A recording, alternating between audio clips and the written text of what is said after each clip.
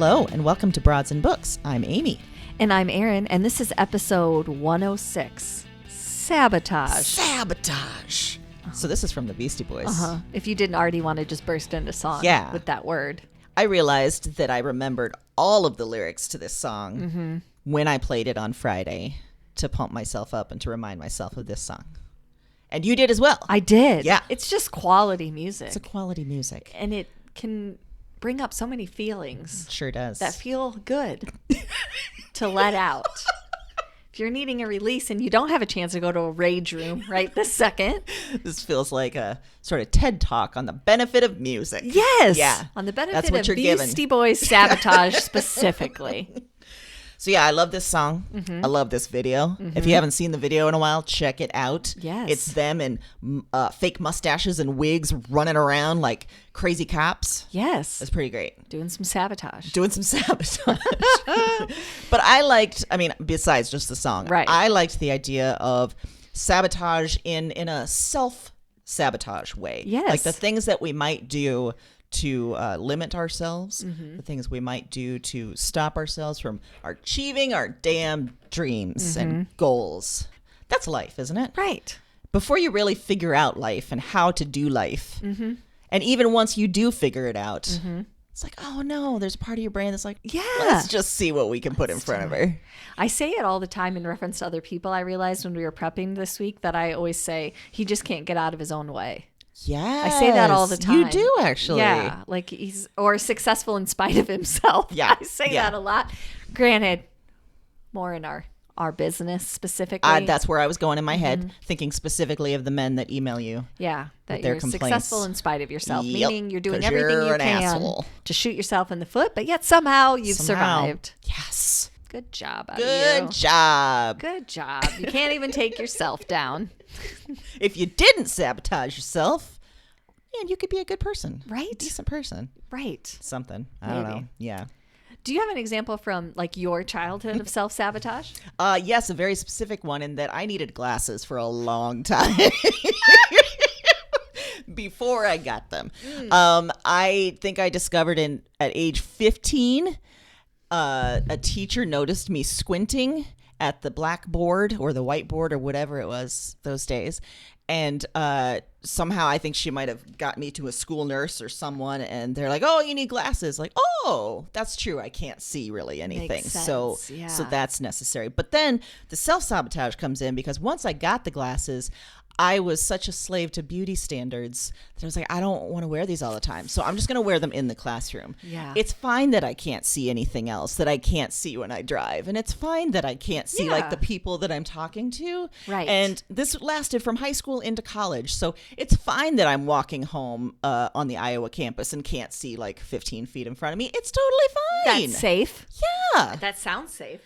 It probably helped me not see the terribleness of the dudes I was making out with and I stuff. was just so, going to it might have say, helped in early that way. boyfriends should be Yeah. happy about this because it allowed them to sneak under some guidelines which there. added to the sabotage. Yeah, part. that's also self-sabotage. Yeah. So if I had just decided like, hey, sight is maybe more important than, my face and Fair. and Fair. the things that say that glasses are not attractive, that might help me see the world around me It might. in a very literal sense. Yeah. Eventually I discovered, or I got financial access to contacts, and I was like, oh, look at that. Look at this. But now that I'm in my age that I am, suddenly I can't see things close to me either. Yeah. So now I'm in the glasses stage again. Yeah. And here we are.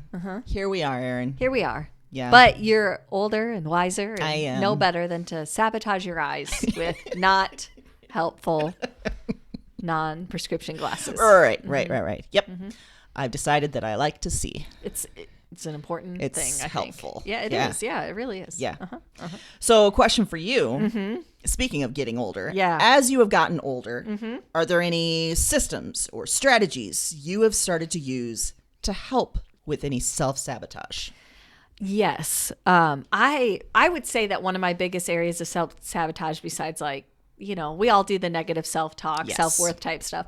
I'm a procrastinator at heart. Like I need a deadline for me to feel like I'm going to get this done. Yeah. Like I just operate better under that confine. And that can be self-sabotage because if I spread things out, I wouldn't be as stressed or have to dedicate 8 hours straight to one thing. But that's logic, Erin. Come on now. Right. Yeah. But as I've gotten older, I've realized that my need to have a list and check it off is greater than my need to procrastinate. So if I break it up into daily tasks that I have to get done or I can't check it off, I can't highlight that item, I can't move on, I'll do it. You have tricked your brain. I have.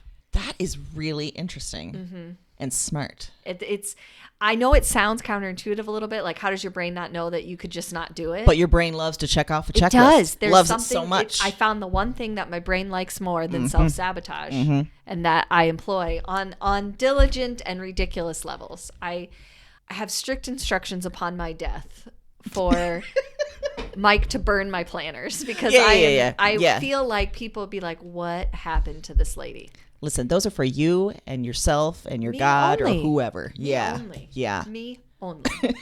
I don't journal, but I started this year like a book diary. Like every book I read, I'm writing down what I like, some little thoughts about it, the cover and stuff. Look at you. Because I decided that that's the thing I want to leave my great grandchildren. When they're like, "What was great grandma like?" I'll be like, "These are the books she was reading. These were the thoughts." Like, how cool would that be if you had that from a relative, right? Yeah. So those feel free not to burn. Okay. The planner with the detailed list of like 10 a.m. bathroom trip, check off, highlight, those you can burn.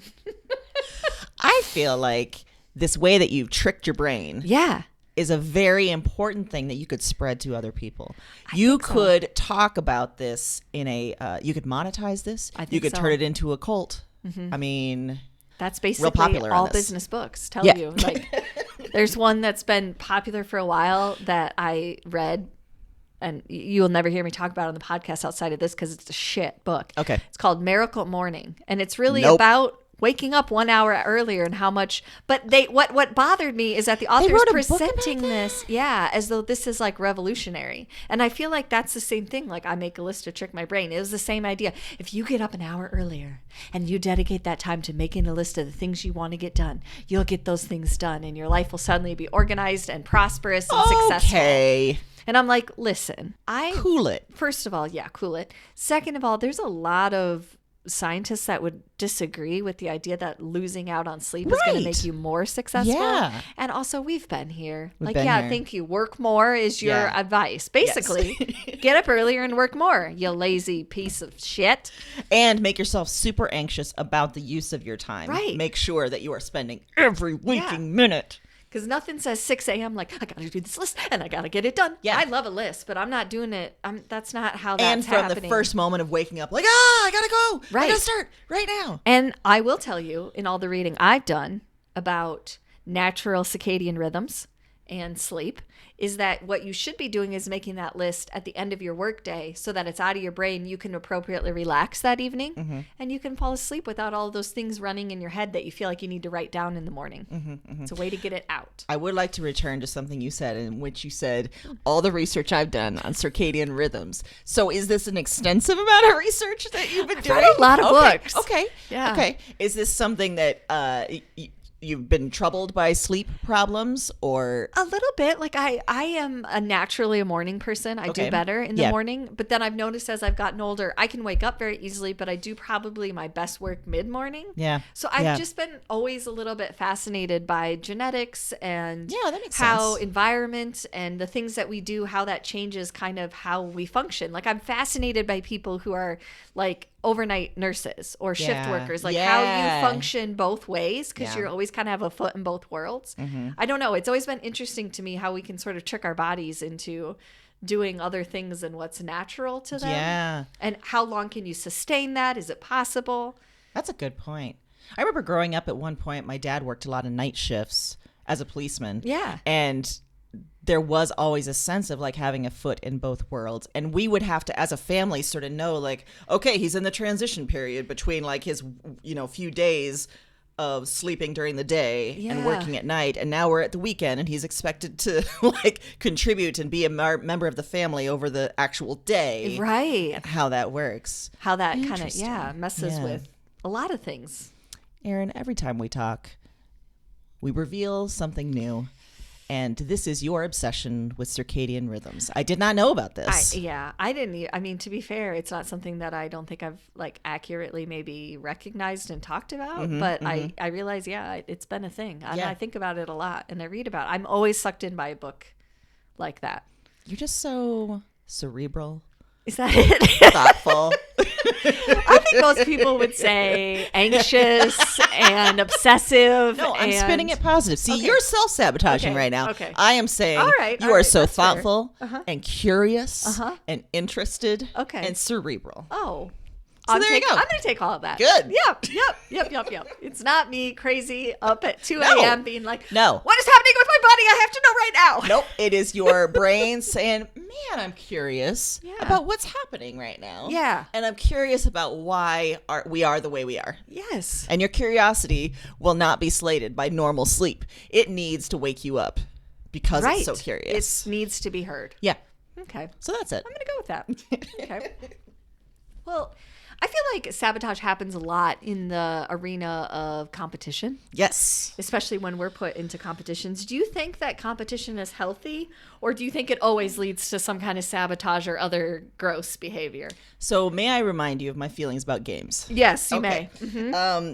And let me illustrate with a few examples in which there have been multiple times that I have been forced into sitting down and playing a board game, and someone is explaining the rules to me, and I'm starting to cry, but trying to hide it. Oh my because gosh. I'm so freaked out by these rules and the expectations that are going to follow, and I feel my body just shutting down, and in my head it's saying like, oh my God, everyone's going to find out you're an idiot because you can't follow these rules. Like it's a whole thing. Oh my goodness. So I don't like competition.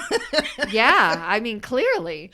But also I think competition, games, whatever, right? Competition at work, I think, breeds assholery. It breeds sexism. It breeds some sort of like, well, they're doing this, so like they're not as good as me. It feels like competition at work, sometimes in games, in everything, can create a sense of other. Like I am competing against that person and somehow I need to cut that person down to reveal myself as better than them.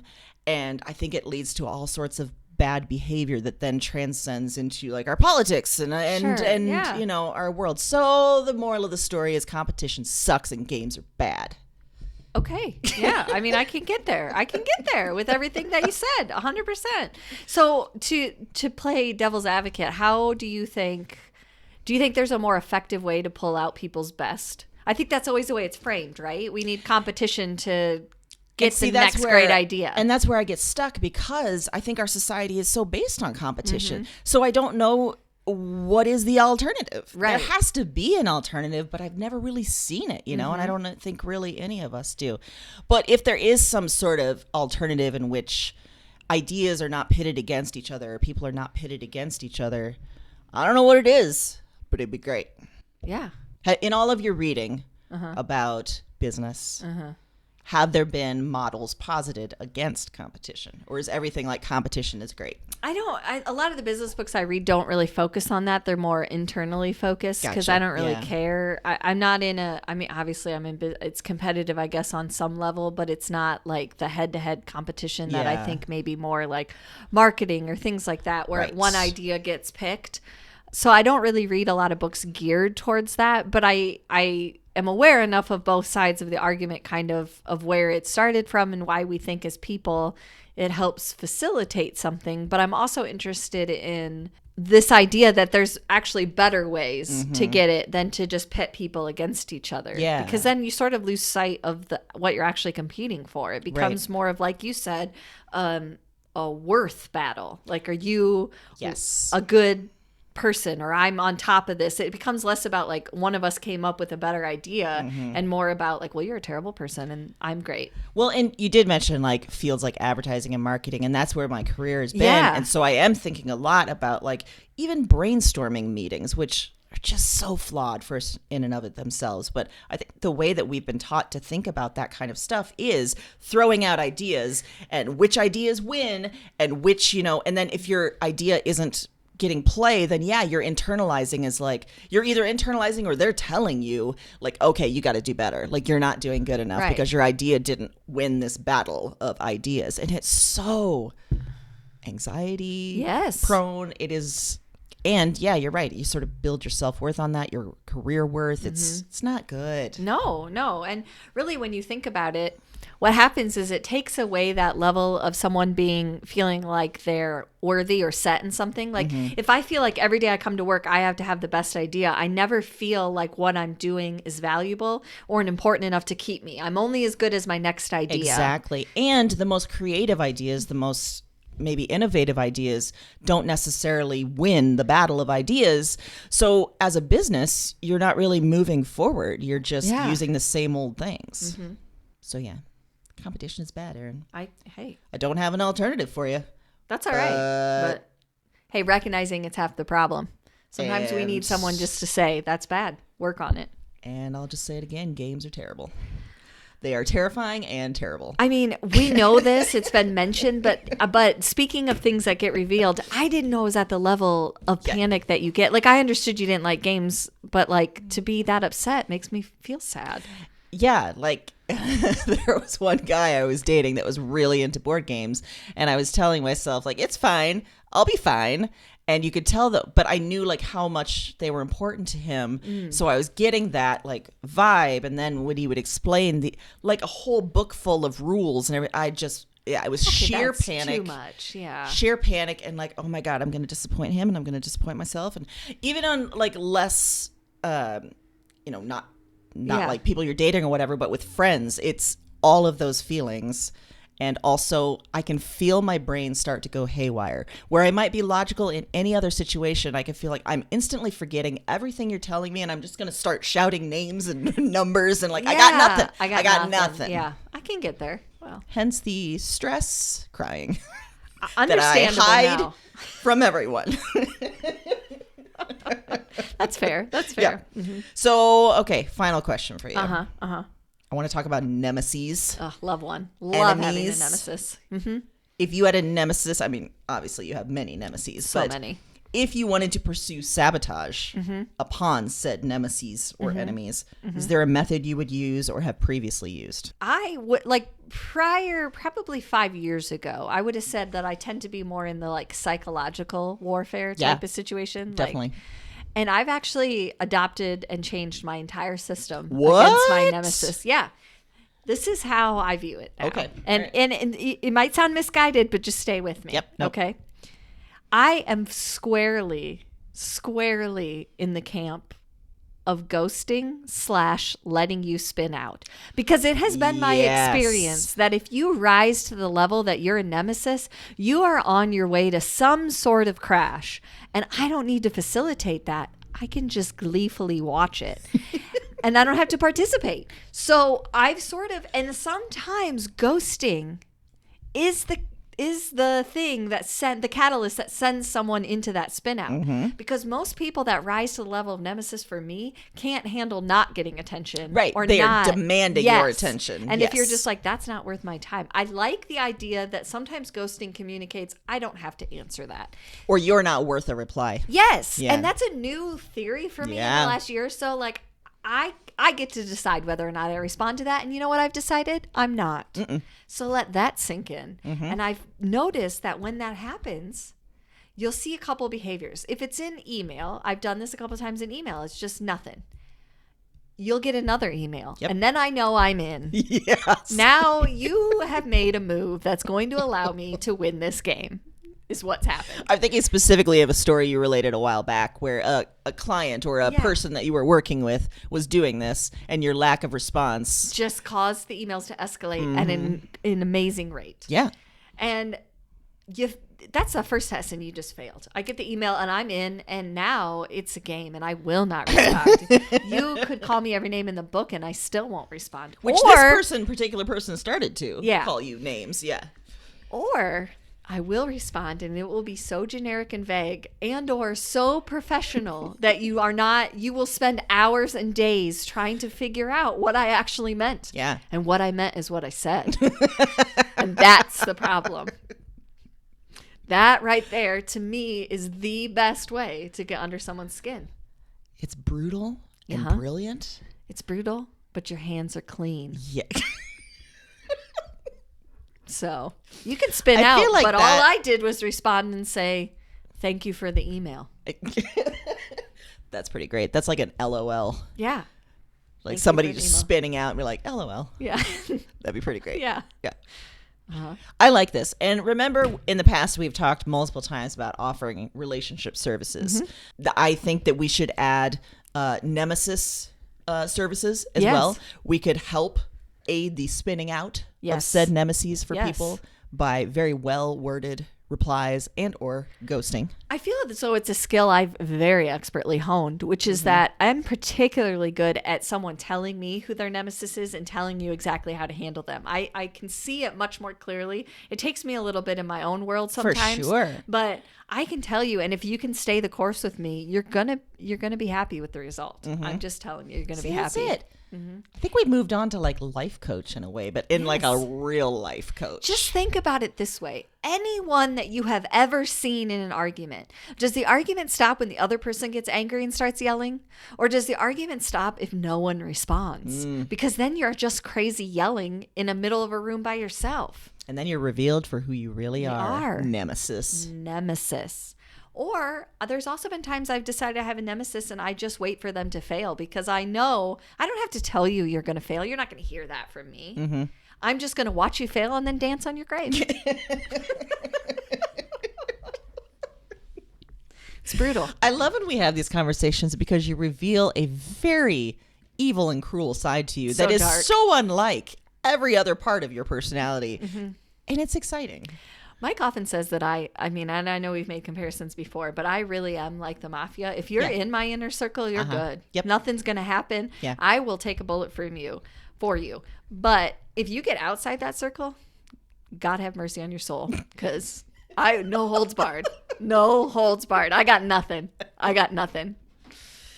Well, my new life goal is to stay friends with you. You're fine. You're squarely in the circle. Good. You're in the inner circle. You're not even in the outer circle. You're in the inner circle, which means you have an extra level of protection. Whew. So. All right.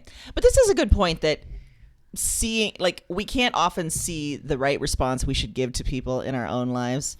So swapping stories, getting advice from the other, from a brilliantly cruel person like you, would be very helpful. Right. Yeah. And I'm fine with that. I am fine. If you need advice, let me know. I'm fine with it. Happy to do it.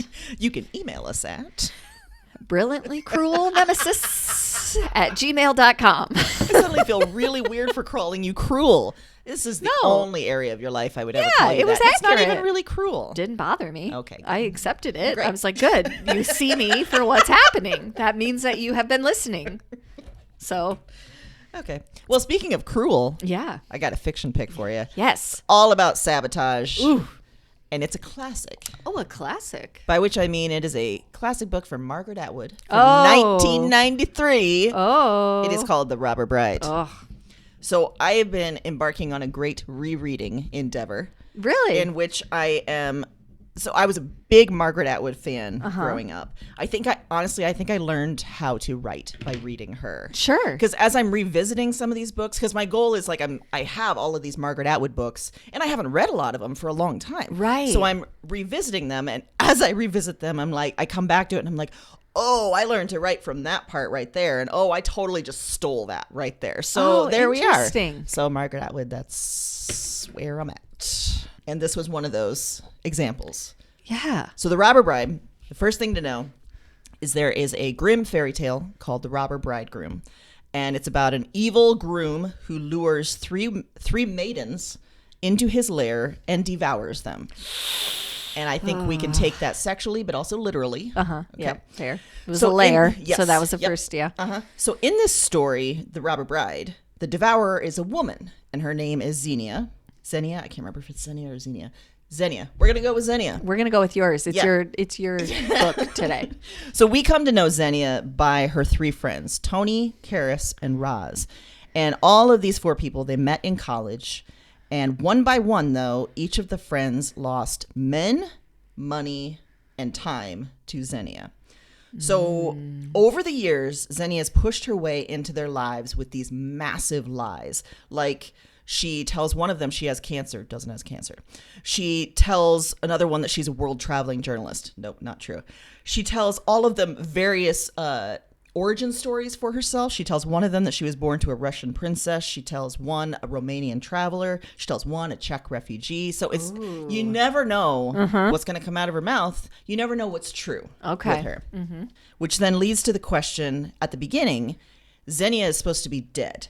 But is she? Because one of them then sees her out in the wild, and she might be hanging on the arm of one of the 3 friends' young sons.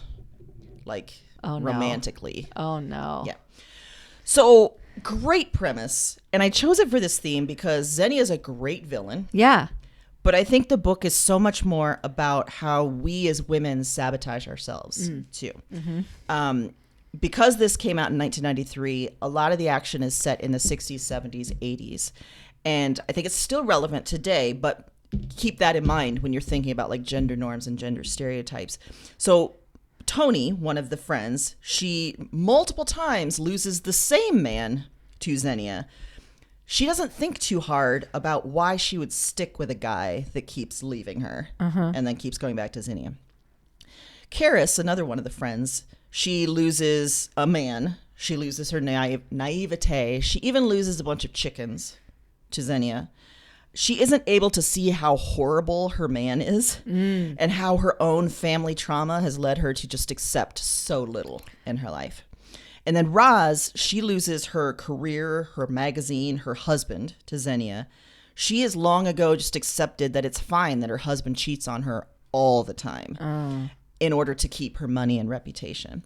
So Xenia, who is breaking these lives, I think she's actually like revealing some of the massive cracks that are already there. Right. And she's just sort of stomping on them. And we're taught to accept the men that choose us no matter what. And so all of these men in the women's lives, they're all kind of shit. And Xenia takes them and shows like that they're not great, but the impetus is then to blame Xenia for all of their problems. So I think it's really interesting. It's super rich. There's a lot of depth. You're going to care about each of the characters, but at the same time be so interested and fascinated and terrified by Xenia because she's a great con artist, great villain. And it's a big one. So if you're in the mood for like a 500-page book, get into it. Okay. Yeah. That's one I haven't read. So yeah, by Margaret Atwood. Yes, and I still have my copy from the 90s. So it smelled really nice, and all the pages are brown. Now I've moved on to The Blind Assassin, which is also an old copy. So I'm having a great time. Yeah, you are. Yeah. Look at you. Well, for my fiction pick, this one was published in April of 2021. So it's a newer one. It's called The Good Sister by Sally Hepworth. And I do believe that Sally Hepworth has written some other things. This is the first time I've encountered her.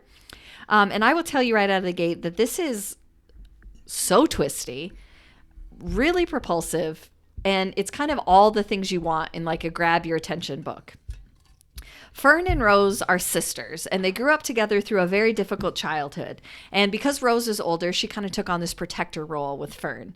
And we kind of learn off the bat that maybe Fern struggles. She works at the local library, and she's like delightfully unique, but she's very settled in her routine. She does not vary it, and she's very self-aware, acutely aware that she needs to avoid crowds, overstimulation, these things. But Rose also has really pumped this into her in the name of like success and being the best version of Fern she can be. Like, you know yourself, don't do these things.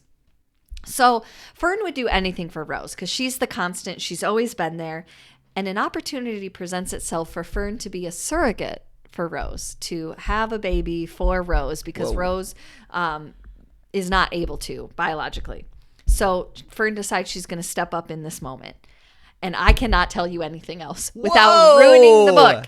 But I chose it for this theme because there's a huge part of self-sabotage in this book that to me is sort of the definition of self-sabotage, which is allowing other people to define us or make decisions for us. Ooh, yeah. You know, we kind of like to make ourselves small and reduce the risk of failure and accept what other people say because it's easier sometimes, right? Like, no, I am kind of like that. And it can be especially difficult when that's family. Or people that are supposed to have your best interests in mind. And you realize, okay, wait a minute.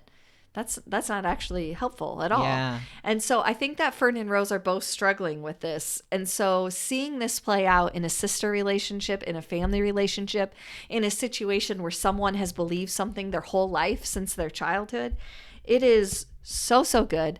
I'll be the first to admit that prior to the holidays and really kind of through December, early January, I was kind of in a reading slump again. Like I was just struggling. And this pulled me right out of it. Good. Like it was just exactly what I needed. It's got a great plot, but it's also deep enough in giving you something else. I highly, highly recommend it. It was great. And you're never gonna guess what happens. Oof. It gets dark and I liked it. I really like that definition of self-sabotage that you gave, where there's a part of us that are sort of just accepting what others say about us or accepting the limits that we might put on ourselves. Like if someone tells you your whole life you're a certain way, you sort of believe that to a certain extent until you realize, and it's hard work to realize that, no, wait a minute, I'm not. And you can let that voice, it's almost like that takes on its own voice in your head, even separate from anyone else. And it can really dictate what you do and how far you can go. Hold you out of your slump. It did. It pulled me right out. I thought, well, I'll give it a try. I don't know. It was like one of those ones where you haven't heard anything about it. Oh, yeah. You know, like those little you gems. found a hidden gem. I did. And then I was like, this is amazing. I couldn't put it down. I was like, I'm back. Well, I mean, that's kind of why I started on the rereading endeavor, because I was stuck again. I was just in a place like mentally and everything where just nothing was sounding good. So I returned to one of my great loves. Yes. And there she was waiting for me. And there was offering all new insights about self-sabotage. Yes. Serving our purpose. Well, for other genre book, I have a memoir, and it comes from Liz Phair. Oh, musician Liz Phair. The story, or the book, is called Horror Stories, and it came out in 2019. And Liz Phair, if you don't know, she came out to sort of massive acclaim in the mid-90s with her album Exile in Guyville. She was 25. She became this feminist icon and also this sort of massive lightning rod for douchebags. So there she was, you know, at a pretty young age, finding this fame, finding a lot of like people putting agendas on her, both good and bad. Right. So she started out in Wicker Park in Chicago in a rock scene that was filled with assholes who didn't want her there. And so it gave her a lot of material for records, but it also gave her a lot of very personal, embarrassing, and tough stories. And that's what she shares here. The memoir is all about her musical history, but also it's framed in the way of moments that have haunted her, like pain, shame, fear. So for example, she gets real honest about falling for the wrong guy and having affairs. She tells the story of when she was young and there was a strange woman passed out on a bathroom floor that no one was helping.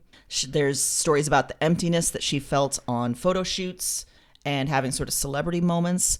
There's a very interesting and pointed and timely essay about working with abusers in the music industry. And it's super intimate, but you can also see yourself in there as a woman and as a person in the world. And I chose it for this theme because I think there's moments that we all regret, right? There's things that we wish that we'd done something different, or we are ashamed somehow of the things that we have done. We're embarrassed, we're hurt. And we can continue to hurt ourselves by remembering those, and in a way sort of sabotage ourselves by remembering like, oh God, I did this and I felt so bad for it. So I'm never going to try anything like that again. I think that what she's saying is there's an element of bravery in facing some of our own horror stories, facing some of those things that we've done and even sharing them and realizing that we all have them, right? And maybe in that way they sort of lose their crippling effect on us. And so I was thinking about that a lot when I was reading this, that, you know, all of those things, like when we're laying in bed at night and we can't sleep and we're thinking about the terrible, embarrassing thing we did 20 years ago, and it just won't leave us. And it's also like, ha ha ha, you can't sleep. Yeah. Because I'm making you remember this. I think that's a form of shame and self-sabotage. And she's just dragging them out to the light and telling them all about us, or telling us all about them in a way that they might be useful. Yeah. You know? Which is very cool, because I think that that's something that we shy away from, which is like we let shame or shameful moments have this power over us. Yep. And if we just sort of put it out there and say, yeah, this is what it is. Yeah. You know, shame's such a powerful thing that we struggle, I feel like, as a whole human race to really grasp and understand. Absolutely. And so I think because of that, because it's about shame just as a human being, Yeah. as a human woman, this is a book for anyone. I mean, if you're a fan, great, but you don't have to be. Yeah. Because I think she writes so well about just living in the world and taking some of those things that you're ashamed of and embarrassed of and just owning it Yeah. and saying, you know what, I'm going to learn from it. Sure. And here it is. Here it is, right here. Smacking you in the face. Well, for my other genre pick this week, this is, it's fiction, but it's like 100 pages. I'm putting this squarely in the novella category. Yeah, there you go. So that's kind of why it's other genre. It was published in September of 2021. It's called Assembly by Natasha Brown. And the narrator in this story is a Black British woman who works in the government. So that's where Assembly comes from. She's preparing to attend a large, lavish party thrown by her boyfriend's family. And right as she's getting ready to do this, she receives some devastating news. And she's trying to grapple with how she's going to handle the news, the pressure of this large party, and sort of getting a new job in government, and what that means for people she has to work with that she doesn't like, what that means for the trajectory her career's on. Like, is this what she imagined where she wants it to go? So with all of this in mind, she's preparing for this weekend. And this is what's brilliant about the book. The narrator just very carefully shows us all the ways that she puts herself in a box. Like, oh, well, you know, I'm this person, and then I'm this person, and then I'm this person. And basically all the ways that we assemble ourselves into what someone else wants to see, as opposed to what we've decided we actually want to be.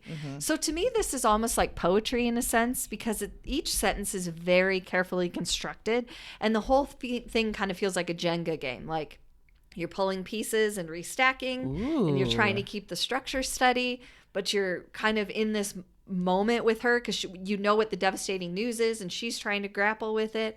And it's just a really good iteration of self-sabotage, because it's, again, allowing someone else to decide your worth, or decide your course of action, or decide how you should be or appear, how you get to be in the world instead of deciding how you want to be in the world. It's so beautifully written. It's really compact, really quick read in that sense, but it's also very powerful. And the ending, the decisions that she makes, it's so interesting in this thought of self-sabotage. And sometimes the not being able to recognize that we're allowing someone else to define us ends up putting us in a position where we can do nothing but self-sabotage, because we're so desperate to get out or do something different. So it was really good. Fascinating. That's interesting to think too about, like, the power that expectations put on us, but also like biases. I mean, you mentioned that she's a Black British woman. I imagine there's a lot of, you know, messages that she's getting about herself that she may internalize, and then that becomes a form of self-sabotage too. Right. Or things that you have to do in order to get ahead, because you're trying to work for this greater good. So yeah, you have to make a few sacrifices here, but you know, isn't it more important to have the bigger picture? I mean, all these little things that we do, you know, it's all those Jenga pieces we pull out and we keep stacking and hope it doesn't fall over. And for women too, we're told that we have to have a certain amount of things to make a full life. Yes. Like a checklist or something to being a woman. So if you haven't reached those by a certain age, or you're not sure if you want them, like that can be a whole other sort of voice of societal expectation that then becomes a bit of sabotage. Right. Yeah, absolutely. 100%. Yeah. It's almost a quiet book in a way, where it's not like, it's not particularly plot driven. It's more like you're in this character's head, just living this with them. But it's so relatable for a first person narrator like that, to be so in someone's head, but also feel able to relate it so much to your own personal life. That's some That's some writing right there. That's some good old-fashioned writing. Is that writing spelled WRITIN? Apostrophe. Yeah. You know it. Good. I almost forgot how a W sounded when I was trying to spell the word writing. It's fair. Yeah. I kind of threw you for a loop. I don't know where. Yeah. Also, on a completely separate but also self-sabotage note, I want to note that I've been picking my thumb this whole time, and I believe I've started bleeding. Yep.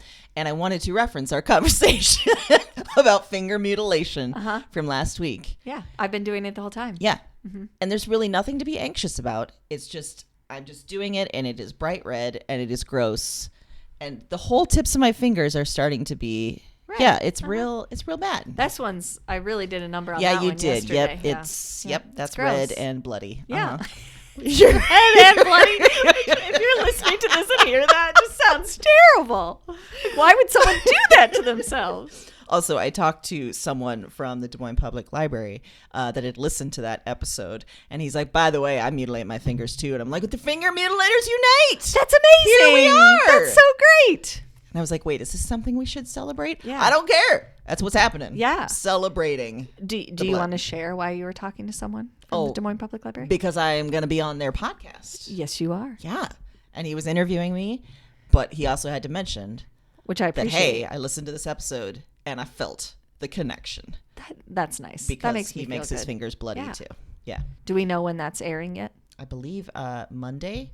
So this is Sunday that we're recording. So I believe it's coming out tomorrow. Okay. So by the time you listen to this as a listener, I think you're so. 2 days behind. Yeah. So you got this and you got the Des Moines Public Library podcast to listen to. Don't worry. We'll share that. Yes. Yeah. Okay. It'll be out Good. there. Good. Yeah. Good. Okay. So for pop culture pick. Pop culture. I'm going straight back to our music selection. Oh, man. And I'm choosing a documentary called The Beastie Boys Story from Apple TV. Okay. This came out in 2020. Oh. It's a documentary, but it's also live action. It is Mike D and Ad Rock, otherwise known as Mike Diamond and Adam Horovitz, who are on a stage and they're showing like graphics and videos and stuff, but there's a live audience and they're talking through the story of their friendship as kids in New York, the beginnings of the band, the evolution of the band, and the end of the band. And it's this really cool collaboration that's also directed by Spike Jonze, who directed the Sabotage video. Oh, callback. Boom. He did a lot of their videos, including Sabotage. So it's a very super entertaining, like hour and a half. Whether you're a big fan, whether you're a casual listener, I think you'll get a lot out of this. And I chose it for this theme because I was really struck by the story of how they, as a band, first found fame. They were sort of portraying themselves as these boozy frat brothers singing "You Got to Fight for Your Right to Party," which was mid '80s or so. And they, Mike D and Ad Rock, they were talking about how it was almost sort of a joke that the three of them, like, yeah, we're going to be these party guys, whatever, playing a role. But they blew up after that song. So there was pressure on them from the recording industry, from everyone, to keep playing that role, to be those guys, and to keep releasing the same kind of music, to keep that money train going. To the point that they both admit, like, they started losing themselves. They started becoming those guys so much, and the music they were creating, they weren't feeling it. It was putting pressure on their friendship that was really bad. There was substance stuff. So their fame and their creation, it was sabotaging them. So they had to find their way back to who they were as individuals, as friends, and find the way back to making music that they really enjoyed and created joy from. And it was that started, they made these, a couple of albums that really sort of tanked. But they were very super rich, highly unique stuff that now they're sort of lauded. But at the time, they tanked because they weren't Fight for Your Right to Party. Didn't expect, But the album that came out in 1994 with Sabotage was a massive hit because they returned to sort of their roots of who they wanted to be. And they started messing around with instruments and different kinds of songs. And so... In the show, they're also talking a bit about their own evolution. So I mentioned before, I'm a big fan of Kathleen Hanna, who was in the band Bikini Kill, and she's married to Adam Horovitz. And through their relationship in the 90s, he came to sort of evolve into this really powerful feminist who was calling out sexism in the industry, at the Video Music Awards, like everywhere. So from that first role of like boozy frat guy, singing about girls, to like who he is now, that was a big path to follow. So they also, of course, they talk about the loss of their third member and friend, MCA, otherwise known as Adam Yauch. And when he died several years ago now, the band, they just stopped because it wasn't going to be a band anymore without him. So it's super entertaining. Like I said, it's a quick show. It's a very cool format. And of course, it's a great soundtrack. But I really like that story of like finding, fame, finding what you're supposed to find. Yeah. And then feeling completely empty and feeling like they were sabotaging themselves by continuing to go after that. That sounds good. And then coming out triumphant. Yeah. Hello, we're back. Yes. With Sabotage. Get it. Which is solid work. Just great tie-in, right? So good. Yeah. It was perfect tie-in. Thank you. Well, for my pop culture pick this week, I'm going with a podcast. Bring it. It's called Decoder Ring. Okay. And this is hosted by Willa Paskin. Full disclosure, I started it because it was called out in an episode of You're Wrong About. They actually had Willa Paskin on as a guest host, and they talked through it, and they were talking about it. And so it's something that I started with Evan in the car because sometimes we need stuff to listen to. We're driving back and forth to school all the time for practices and stuff, and it's nice to have something that we can both listen to and talk about. And this one, basically the whole premise of the show is it takes a cultural question, object, or habit, examines the history, and tries to figure out, like, what does this mean in society and why did this even matter? So a couple of my favorites so far, the real story behind Chuck E. Cheese. Oh, God. The real story behind what they call sad Jennifer Aniston. Like, just can't keep a man, can't have a kid. Can't have her baby. Yeah. The real story of the song Baby Shark. Oh, God. Yeah. Fascinating. That one blew my mind. So it's pop culture, society. And the reason that I picked it for this is because pop culture and society play a huge part in our self-worth and how we view ourselves. We often measure up to, well, is that cool? Is that what I should be doing? Is that how I should be reacting?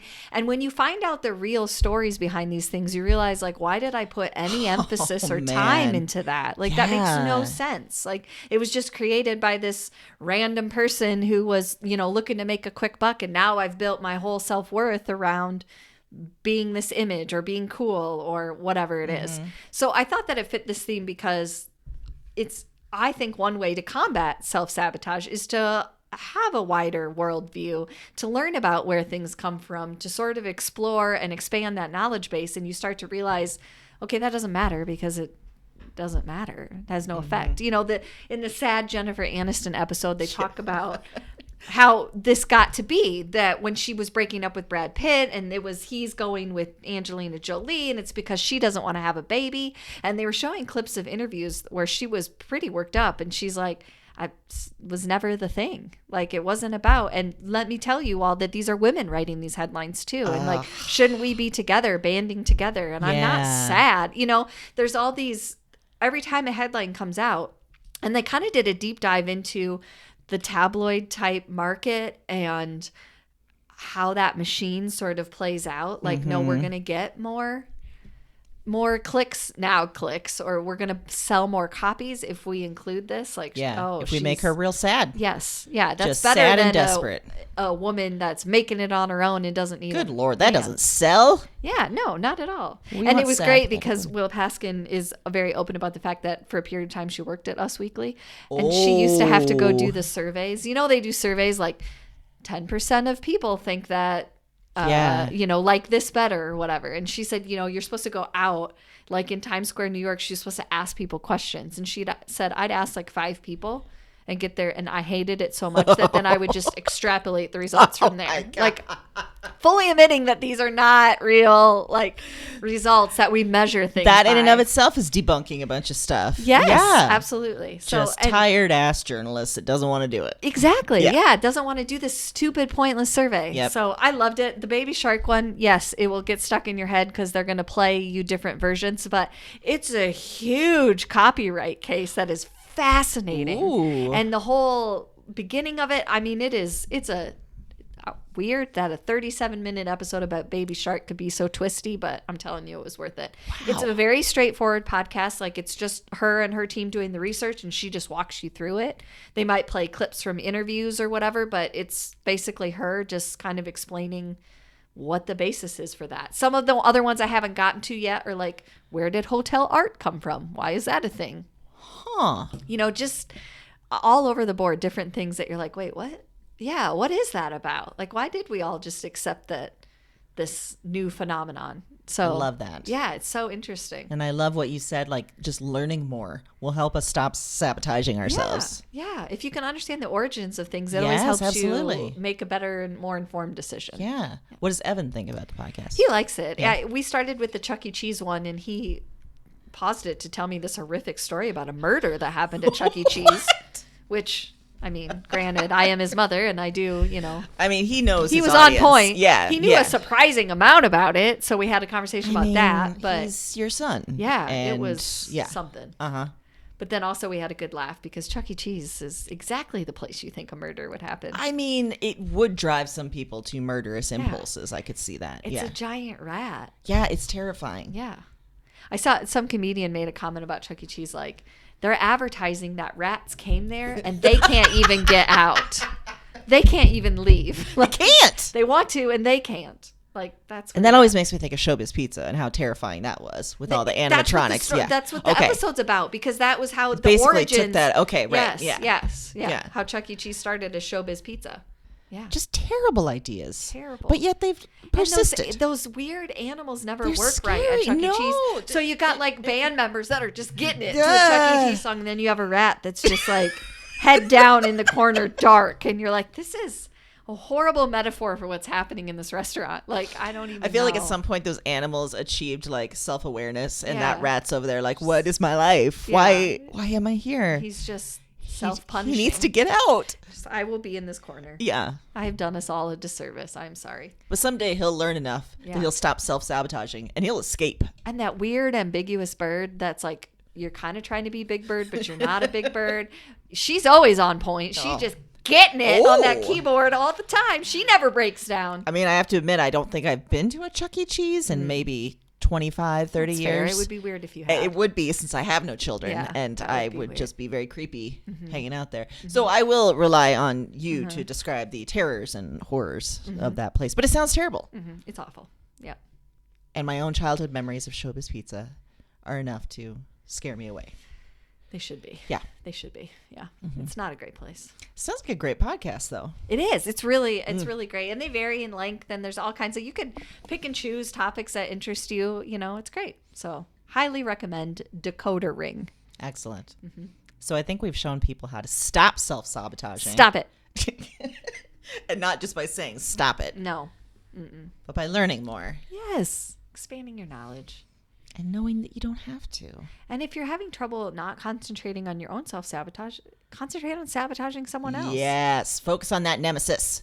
Get to we can help you. We can help you with your arch nemesis. We can help you. And if you're one of those rare people who thinks you don't have a nemesis, we also offer that service where we'll look through your life and say, what about this one right here? And or this one's a good candidate. And have you thought about this over here? Because that's not right. I remembered this week, and I shared this with you, where I discovered, because I was going to be on the library podcast, I was looking through the library, and I discovered, to my surprise and delight and horror, that they have Des Moines area high school yearbooks going back decades. And before you told me that, I did know this because I looked up Mike's on there. Did One you? time we heard that. We looked it my up there. God. Yeah, it's pretty great. Well, so I looked up mine, and I realized in my senior picture page that my nemesis was pictured right above me. And then I was trying to remember why she was my nemesis, and I had no clear picture other than just an irrational hatred. But that irrational hatred felt good. It did. And if for a moment, me sitting here, a 44-year-old woman, I was like, I feel alive because of this hatred. And I think it's success. If you don't remember why she was your nemesis, that means you won. You're right. Because if you knew why, I'd be like, she's still getting the best of you. Yeah. We got to solve this. Yeah. But we don't. We have no more work to do there. No more work. You handled it. Yep. All that to say, we can find you a nemesis if you need one. Because Yes. it feels good to have one. Yes. The good news is you got a couple weeks. You think about it. Yeah, you think about it. Yeah, You we'll be come back. at us. Yeah. We'll help you. We'll help you. But then in 2 weeks, we'll give you some new option. We'll give you lots of stuff to read again. You can put in the work. Scintillating thoughts Yes. and critiques on the world, as we always do. Always. That's a word I don't ever feel comfortable saying because I never say it right. Yeah. Do you ever have words like that, or you're just like, I can't say that? I remember in high school, I had a teacher that took great pleasure in saying the word titillating. Oh. And it always felt sort of wrong to me.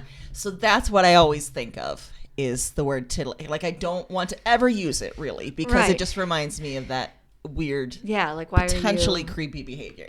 Yeah. Agreed. Okay. Yeah. Well, the good news is we'll be back in 2 weeks. And it'll be tittillating. It will. Yeah. In the meantime, happy reading.